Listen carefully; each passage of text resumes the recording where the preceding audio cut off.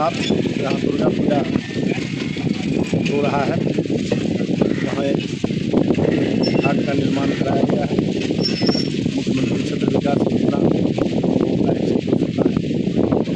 उस योजना मद से 7 लाख रुपये की राशि से और दूसरा स्नान घाट आसोपट्टी बवंदई तालाब के पुरानी गंगा पर कमलेश्वरी माता मंदिर के निर्माण कराया गया है। वो भी 7.5 लाख का लागत है उसमें। और एक योजना बीरपुर पंचायत के मेहतरपट्टी में किसी सड़क का है जो मेहतरपट्टी के चौराहे से लेके और मोहन महतो के घर के पास तक है। वो 12 लाख की लागत से है। इस प्रकार से अभी तक मेरे मुख्यमंत्री क्षेत्र विकास योजना में मेरी अनुशंसा से या मेरा ऐच्छिक कोष कहिए उसको, उस योजना मद से अभी तक 201 योजनाओं की स्वीकृति इस 5 वर्षों के अंदर हुई है, जिसमें से अभी तक 178 योजना पूर्ण हो चुका है, जिसका उद्घाटन किया जा चुका है। शेष लगभग 28 योजना अभी ऑनगोइंग है और वो भी अपने समय से पूरा हो जाएगा। जैसे ही प्रशासनिक स्वीकृति वगैरह उसकी प्राप्त हो जाएगी वैसे ही वो कार्य पूरा हो जाएगा। और इस 5 वर्ष में अभी तक 201 योजना हुई है और कुछ राशि देखते हैं कि अगर उसमें कुछ शेष बचा होगा तो और भी योजना उसमें लिए जा सकेंगे जो जनहित का है। और छोटा छोटा काम जैसे सार्वजनिक तालाब में घाट निर्माण, कहीं कहीं जहाँ ग्राम पंचायत के द्वारा जिस गली का निर्माण नहीं हुआ वहाँ पीसीसी, महाविद्यालयों में लैब की व्यवस्था, जिम की व्यवस्था, आउटडोर जिम की व्यवस्था, विद्यालयों में पुस्तक देना। और उसी योजना से कई विद्यालयों में हमने बेंच डेस्क भी दिया है। बुक शेल्फ भी अनेकों विद्यालय में दिया जा चुका है। तो इस प्रकार से शिक्षा के क्षेत्र में भी इस राशि का व्यय हमने किया है। हाट बाजार मेला का जो है उन्नयन का काम भी उससे सामुदायिक भवनों का निर्माण हुआ है। और इस प्रकार से जनहित के जहाँ कहीं भी काम थे, चाहे वो दलित बस्तियों का हो, दलित बस्तियों का हो, पिछड़ा का हो, वर्ण का हो, सभी जगहों पर इस योजना को पंचायत स्तर तक प्रतिनिधित्व कराते हुए योजना का समान पाते वितरण करते हुए कहीं 4 से लेकर 1 योजना तक हर पंचायत में आच्छादित हो गया है। केवल मेरे विधानसभा में अभी 2 पंचायत शेष रहा है जहां हमारी योजना का कार्य अभी पूरा नहीं हुआ है। वहां एनओसी के तकनीकी कारणों से काम नहीं हो पाया था। हम समझते हैं कि आगे जो बचे हुए समय है उसमें हम चाहेंगे कि उसको भी आच्छादित कर दें। इस प्रकार से विधानसभा का कोई पंचायत या शहर का कोई जो हमारे पास नगर पंचायत है उसमें भी काम हुआ है।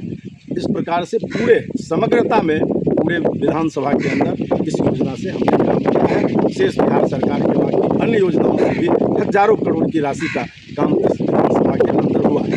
और आप सब जानते हैं कि बड़ी बड़ी योजनाओं में जैसे सिंचाई की योजना कमला बराज 405 करोड़, 426 करोड़ जीवज और पुरानी कमला का पूरा जीवन लिंक का काम, 4 पियर का काम, सोलिस गेट का काम, फिर उसके अलावे के लिए 18 लाख की राशि का आवंटन कराया। 32.5 लाख रुपए की राशि से इंडोर स्टेडियम जो है उसका जीर्णोद्धार का काम पूरा किया है। सड़कों का तो जान बुझ किया है, क्योंकि सड़कें 200 के लगभग सड़कें इस 5 वर्ष के अंदर फिर से पुनर्निर्माण हुआ है। और अभी लगभग 100 सड़क से अधिक में काम चल रहा है, जिसका अभी हम लोग शिलापट लगवाने का काम किए हैं, जो माननीय मुख्यमंत्री के द्वारा वहीं से शिलान्यास किया गया था। और उसमें हम लोग जाकर उस सड़क का देखरेख कर रहे हैं। उसके अलावा भारतमाला परियोजना के तहत NHI का काम चल रहा है जो हज़ारों करोड़ रुपए का है। और ऐसी बड़ी बड़ी योजनाएं इस विधानसभा क्षेत्र में काफ़ी हद तक संचालित हुई है। स्वास्थ्य के क्षेत्र में भी हेल्थ एंड वेलनेस सेंटर का निर्माण दर्जनों की संख्या में हुआ है और हो रहा है। तो इस प्रकार से चतुर्दिक विकास जो क्षेत्र का होना चाहिए, मुझे नहीं लगता है कि इस पंचवर्षीय में जितना काम हुआ है आज तक आज़ादी के बाद कभी इतना काम इस विधानसभा में हुआ। ये मैं चुनौती भी देता हूँ किसी को, अगर उस राशि को कोई जोड़ कर बता दे कि किसी पंचवर्षीय में इससे ज़्यादा काम हो गया होगा तो मुझे जो कहेंगे मैं करने के लिए तैयार हूँ। इसलिए क्षेत्र का अधिकतम विकास हुआ है, लेकिन सतत विकास की परिभाषा है अपने यहाँ। विकास सदैव होते रहना चाहिए, वो कभी रुकता नहीं है। यहाँ काम हो गया तो वहाँ ज़रूरत हो जाती है, यहाँ बसावट पूरा हो गया।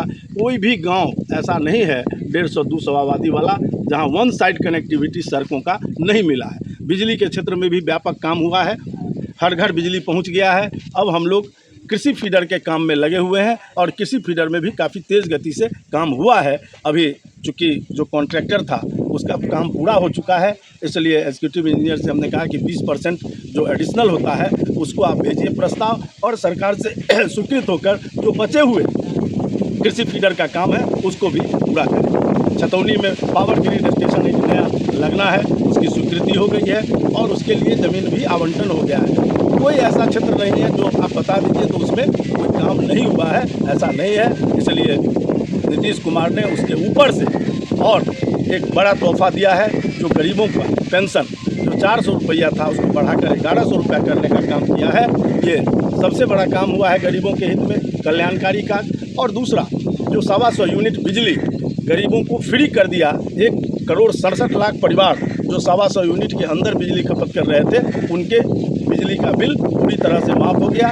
20 लाख लोग बच जाते हैं जिनको 125 यूनिट मुफ्त बिजली मिलेगी। शेष अधिक जो और जलाते हैं उससे अधिक जलाने वाले को अपना पैसा देना होगा। और जो स्मार्ट मीटरधारी हैं जिनका रिचार्ज पहले करना होता है उनके खाते में पैसे भी आना शुरू हो गया, और 1 जुलाई से गरीबों के खाते में भी पेंशन की राशि आना शुरू हो गया। आज ममता दीदी की राशि बढ़ गई है, 300 से 600 कर दिया गया, और आशा दीदियों का भी की राशि को 1,000 से 3,000 करने का काम सरकार ने किया है। इसके लिए मैं माननीय मुख्यमंत्री सहित पूरे मंत्रिमंडल को के प्रति आभार व्यक्त करता हूं। उन्होंने बड़ा काम गरीबी उन्मूलन के क्षेत्र में किया है। हो सकता है कि 15 अगस्त तक और कुछ घोषणाएं सरकार द्वारा हो सकती है, और 25 से 30 में जब हमारी सरकार फिर से आएगी लौटकर, जो संभावित है पूरी तरह से, और 2/3 बहुमत के साथ लौटकर आएगी, तब हम 1 करोड़ लोगों को, हमारे माननीय मुख्यमंत्री जी और पूरे कैबिनेट की ओर से ये घोषणा हो चुका है कि आगामी 25 से 30 के बीच